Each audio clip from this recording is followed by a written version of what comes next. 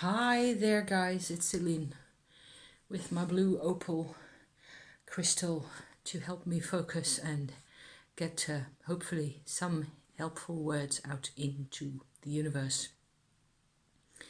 This video here is meant to be a VR to Natalie over at Sanskrit Blue. She did 2 VRs to I think mainly one of my videos recently. A video that I put out a couple of weeks ago that has to do with a part of my Tumo experiences, my Tibetan meditation experiences. She responded to that in 2 ways.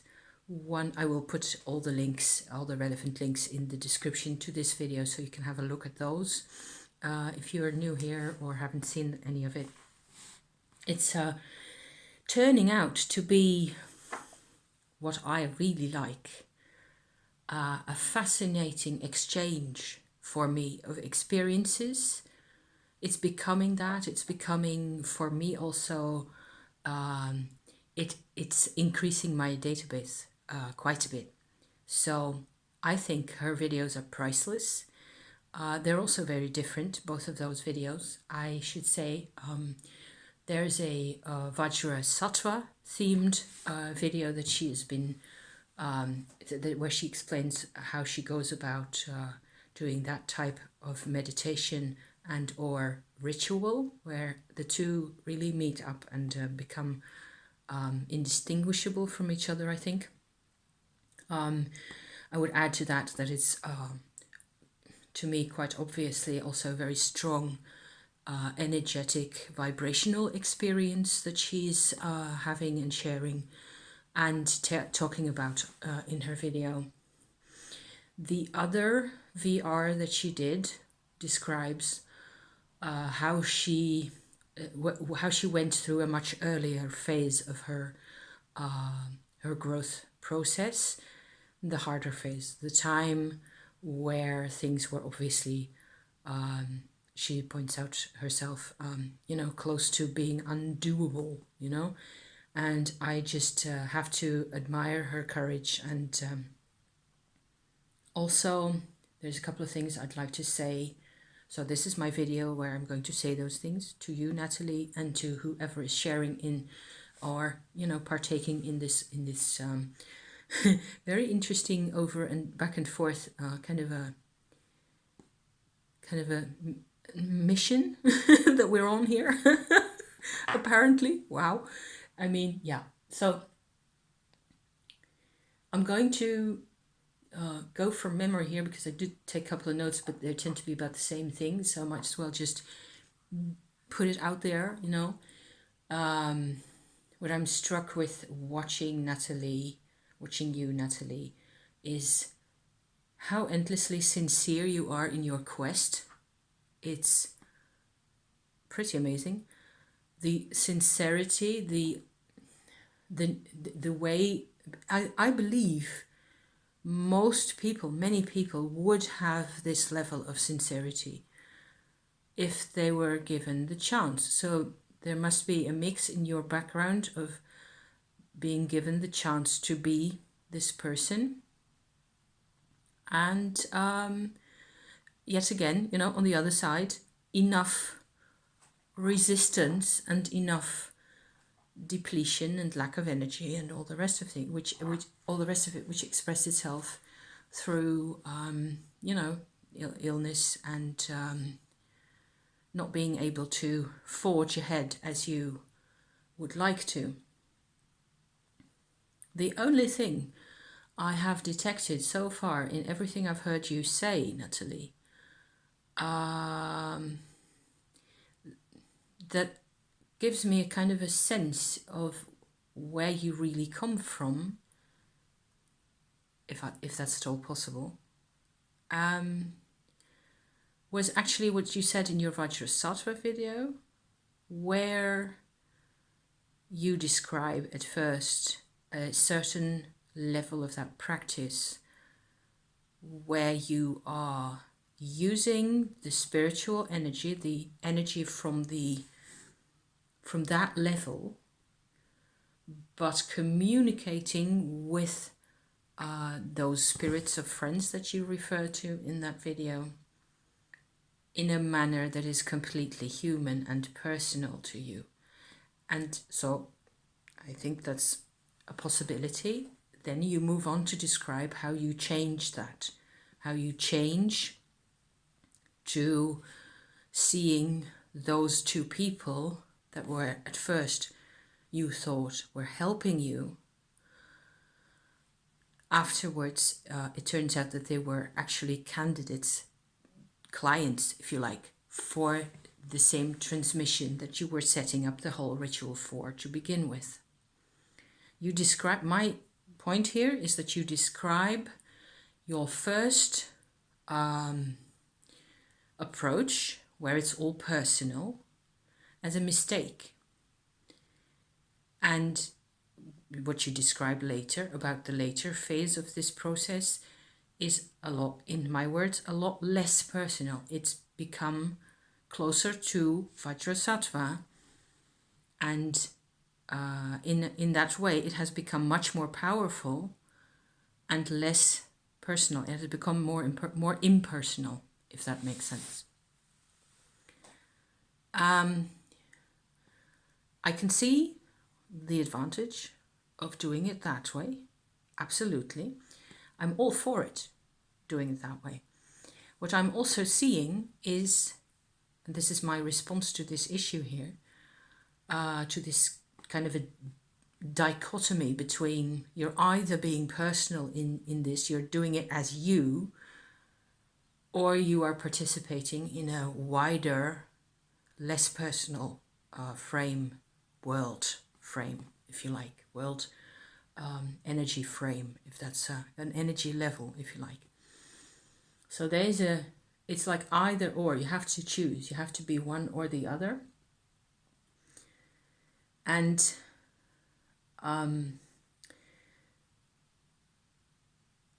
I think what happens is that if you go through it in the way you have gone through it, the basic lesson, the basic idea that we have to gather from all this, is that we have to know what it feels like when it is personal, when it is ourselves doing a thing, doing and connecting or engaging, in order for us to learn what it is that we need or may need to surrender. The key word in all these practices, everywhere, and if it's not being spoken, it is hidden in there, is surrender. It's the crucial concept hidden around every corner of every moment where we make progress. It's not a very popular concept, surrender, is it? So I think that you were so interested in learning to do this anyhow that you at first did it in this personal manner. You just went ahead and did it in a way, by the way, which hardly anybody dares do. And the step from the personal over the dichotomy to the contradiction, if you like, to the impersonal, or the making the bridge between the personal, maybe that's a better way of putting it, making the bridge between the personal and the impersonal, the pure spirit level, interested you so much. There's no mistake there. There's no way that would be a mistake. It's all part of the path for you. And it's just much harder to do. And it's relevant, this whole thing about going for this impersonal dimension, in your second video, which I watched this morning, over here where I am. you show or you share several techniques, several pathways that you have used to investigate what this impersonal, less personal energy level looks like for you. And in particular, you describe what it does to your, or what it used to do to your Kundalini energy, which I think is fascinating because there have been, I have encountered on the internet and sometimes on YouTube, but mostly just websites and things, in the past 10 years or so, people going into the same kind of descriptions about having Kundalini in their lives, in their bodies, in their movement and so on, in a similar manner. So like, it seems to be an issue where apparently there's an invitation to Kundalini issuing from this type of meditation, whether it's necessarily with this type of mantra or in one of another couple of possible scenarios that I'm thinking of or trying to imagine. In all cases, what happens is, to me, it seems it's a way I have never worked myself. I tend to avoid my crown chakra because I get sidetracked from what I'm supposed to be doing. I have worked with my crown chakra, doing a regular, what my mother used to call a regular chakra meditation, which was a going upwards type through the chakras type of approach. And she used to say that she had occasionally, I think, gone into TM and she didn't agree with the way they went about things. Apparently what happens in all of those processes is that there's like a call going out from the crown chakra to the Shakti. If I put it like that, I can actually imagine. I have to, sort of thread my way through this subject because it's slightly off terrain for what I tend to do normally. So that's why I'm a bit slow today. Or at least that's the way I feel. It looks like this meditation creates a kind of suction to a call to the Shakti to come up. And of course, knowing Shakti, she responds. But there is no help for the Shakti energy. This, I'm calling it Shakti energy because it is out and beyond our chakra routine pattern that we are aware of, that we know. It is before that, it is afterwards, it's the whole setup that we are familiar with so far has been passed on to us through endless centuries and millennia of cultural transmission, mainly, I think, where a lot can be said about how patriarchal those cultures were and still are, how much of this wisdom is based in masculine experience only, and how is that relevant to us as females, and maybe, quite possibly, as I am noticing nowadays more and more every day of my life, it is just an endless repetition of the same set of patterns. So it is useful as a base, but what we really should do is go off learn as much as possible and go off on our own and disconnect from the patriarchal types of systems, types of approaches. I've always felt this way. I have not been able to work with gurus or people telling me what to do or feel in any way or form. It's never been an option for me. So I really admire Natalie for, forging ahead through all this and still being able to listen to what somebody has to say. And then they sent her away. Goodness. she talked about the whole, what the whole Kundalini effect was doing to her system when, or tried to explain, you know, what it was that was happening to her. And once this this teacher got a hold of what it was that she was talking about, he dismissed her. And I am kind of torn between two ideas here, whether either this teacher knew exactly what it was that she was talking about and was actively aware of how this was breaking her away from his control and the control of his system. It made her free from his system. Or maybe he was only liminally aware of that, and certainly aware that his own teachers and his own lineage would not approve. You know, are we in this for the approval from people, or what are we in this for, huh? So I don't need, or I don't mean to blame this teacher for the way he acted towards her, because blame is never any good. We only blame people for what they do for the length of time that it takes us to figure out why they did it.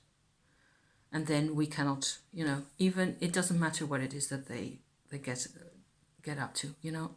It's a very complicated world and a very difficult life for many people. And many of us do not get to any level of authenticity ever at all. So that's why some of us, I suppose, are really in a position where we don't, either we never complied to the systems, or we gave up at some point because it just wasn't working, or because we acknowledged for ourselves that there was more useful wisdom to be gained elsewhere. And so, no mistakes. It was a period of learning. It was really hard. It shows me again how tough our bodies are, how much our bodies are really on the side of Shakti energy, of the energy that's there. And also it has taught me, listening to Natalie talk, the extra value, so to speak, of the Tumo practice. I have done what I've called Shakti energy work, which was like a guided kind of a Shakti energy interaction that I did for all of 2019. And I have never had experiences similar to hers. However, I put that in a comment to her video as well, and I'm going to describe it here as well. There are several videos on YouTube about, well, there's all sorts of videos about Shaktipat and that kind of thing. But if you type in Shaktipat, you're going to get Indian videos as well of mostly women receiving a Shaktipat type of transmission. It's a thing apparently in India, and there's often dozens of people in the same room where it's happening, not always. I would really advise anybody who comes on this channel to go and look that up and just check it out. I may even just put a couple of links in the description again, as I pointed out earlier, because it's really striking what happens there. Often what you see is women who are these supplicants I'm reminded of here in the scene. They're getting a knock on the forehead like this, and it's an instant kind of a Shaktipat effect where the Shakti in the body, the Kundalini in the body, is sort of commanded even to rise up and manifest itself. And what you get is those women are sitting on the floor on, you know, bent knees, and they get this bang on the forehead like that, and they lean, they go completely rigid, fall backward, so their knees are underneath them, or their feet are under their bottoms, right, like that. They're going like this backward, completely rigid, doesn't look very comfortable. And in other situations, they just start swaying and moving and bouncing around like that. And a lot of it even involves crying and other types of emotional release, howling and yammering, you name it. It's all there. What I'm seeing from by now, I have never experienced anything like this ever. I have watched a few of those videos. I didn't find it very entertaining. I didn't really see what it was they were doing. It is only now that I have figured out that there's actually like a base chakra, a root chakra, kind of a position here at the bottom of the palm of your hand, like so, on both sides. And that you can use that to create like a very powerful, probably very narrow band, powerful Shakti raising effect going like that. I have used this on my husband, where I noticed that if I connect just my fingertips, I can do something similar, which can be very subtle and very precise. If that's where we need to go, I will be talking about that kind of stuff about my husband also. In a separate video, because I've got tons more to share. There's so much going on at the same time at the moment. It's like, which of the 15 videos am I going to make first? I have no idea. But I felt, inspired. This is not a spider, by the way, in case you're freaked out by this contraption here. It is not a spider. It is Christmas decoration. See? I'll just take it off. That's what it is. Christmas decoration. I can go now because it's done with Christmas. Hallelujah. So, bye. It was freaking me out now because I'm not a fan of spiders. Not that big anyway. Uncontrolled and I think mismanaged Shakti can cause all this stuff. What happened for Natalie was that she had this set of issues in her life. The more she meditated, because she needed it in her life, the more those videos are priceless. She said a couple of times that she's no clue as to how valuable her experience is. What else in the world is valuable to humans on a path of adventure? What else is valuable than hearing other travelers' tales? As long as they're true tales. You have to be able to tell whether somebody's actually speaking the truth or their truth, at that time. Being truthful. If that's the case, that intel is, you pay for that kind of stuff. On the other hand, the things that we pay for in this world normally aren't necessarily the things that are going to help us most of all. The good things and things we really need are free. So, that's what I think. I'm taking this big stone off because it's knocking on my surface here and it's just driving me crazy. A lot of this type of work has been done by males in the past, has been passed on by males to each other, and has incorporated their experiences and the way they go about things. A lot more can be said about that. And I think we're in a new phase now. We're in a phase where we can choose to learn from this what we can, and then take our own steps. And you have to choose your own sovereign position, which is a very strange thing for a woman to be doing, because we are programmed to always depend on others for intel, information, how to do things, methods, and so on. Hey, we're getting more light now, all of a sudden. So I think what happens with Tumo is that I'm not trying to advertise the whole Tumo thing all the time here. I do think, however, sincerely, that the lower Dantian, which is a Chinese concept that I have never encountered in Indian descriptions of this whole process, so it's really strange how these philosophies and practices got separated out over different areas in Asia like that. It's very strange to me. The Tibetans know about the Dantian because that's where Tumo happens. And I've tried to figure out metaphors or symbols to compare the transformation of the Shakti into Tumo to, like, for example, I don't know what that thing's called. There's like little electrical devices, especially in the old days, that were used in radios and things in the 20th century, that transform alternating current into continuous current, and the continuous electrical current is used for different things than the alternating current. So AC/DC, see, that's what that is about. And the alternating current is what is in your socket in the wall and what your apparatus uses.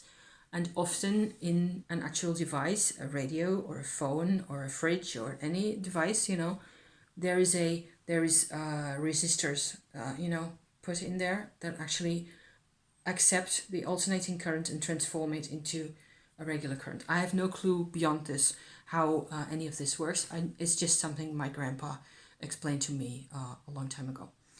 So that is one kind of a simile that I have been thinking of to describe what happens to the Shakti in the lower Dantian.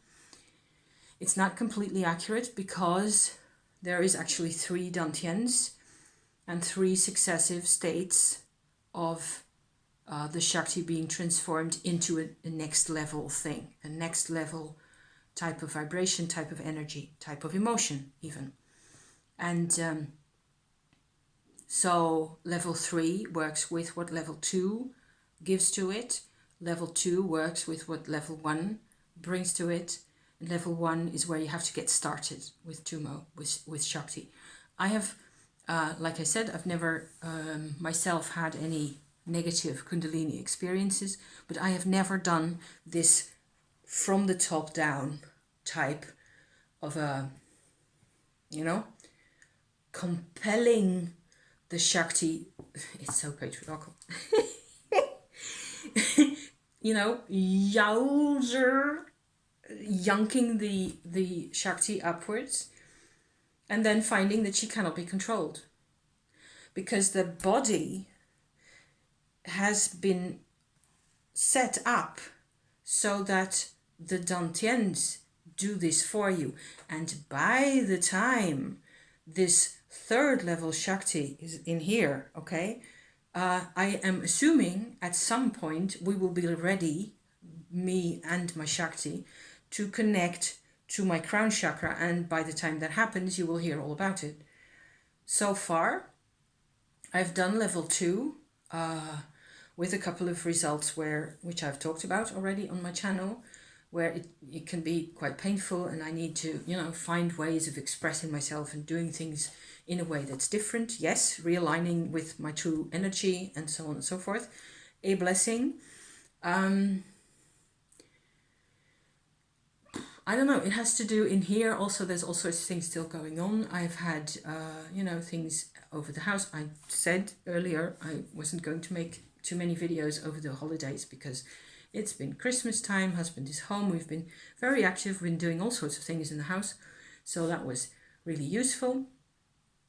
But I have occasionally, I think 2 or 3 times, managed to actually get to my 3rd Dantian level and felt and seen the combination of heat and light that Shakti becomes, that Tumo becomes at that stage.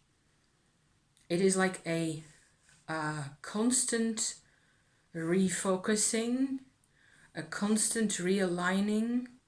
The energy becomes constantly more easy to use, Yes. So that's neat, right?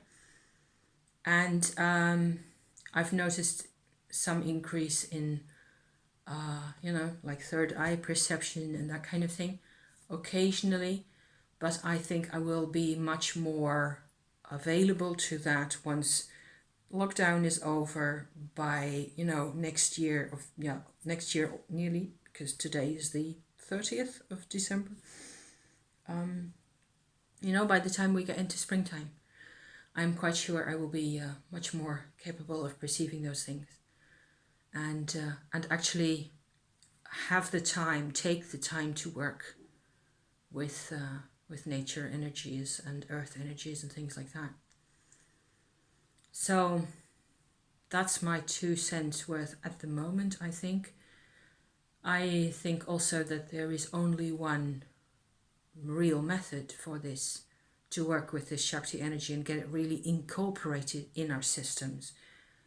And it's really difficult to get this show on the road, to get this organized in human life, in society, in the world we live in.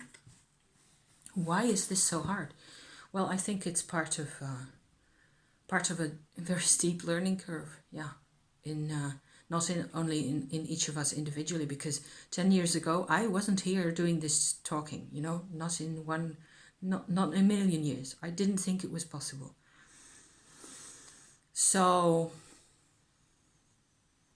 yay to Natalie for getting out of all the toxic and difficult situations. And I think I'm going to do a video at one point about the Tumo toolkit.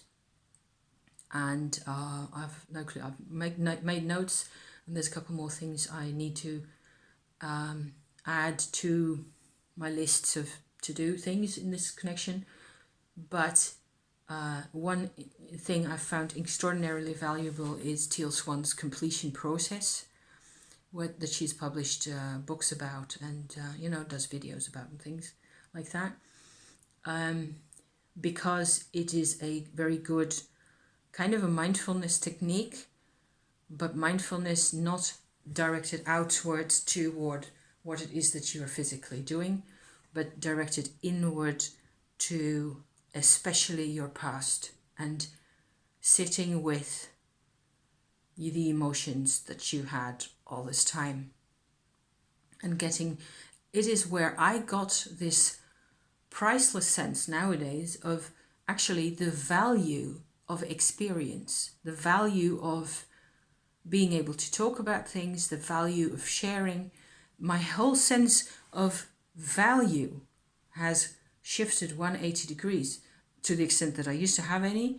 I now see the value of my father trying to gaslight me in a very crooked sense.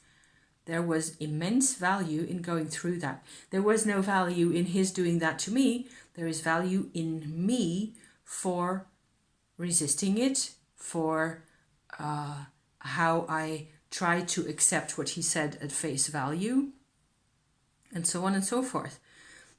How innocent I was, all those things. It's like everything falls apart into the relevant segments of the whole thing, and you cannot have one whole conclusion for the whole of and it sucked and it was painful.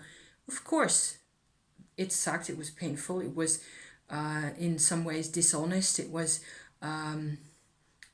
demeaning, there was power play, and it was bad all around. But the fact that you went along, that's why I don't believe in mistakes. The fact that you went along with this situation for an endless length of time, it shows your capacity to believe in the soul, to believe in human integrity, to believe you're more connected to pure humanity than you know. So yeah, so I'm going to leave it at this because I'm already half an hour in, more than. Thank you for watching. Thank you, Natalie, for speaking so candidly, because I love it. And I, There's a time to unbox and there's a time for these things. Nowadays we've got company. Isn't that nice? So thank you again, and I will see you all very soon. Okay, thank you. Bye bye.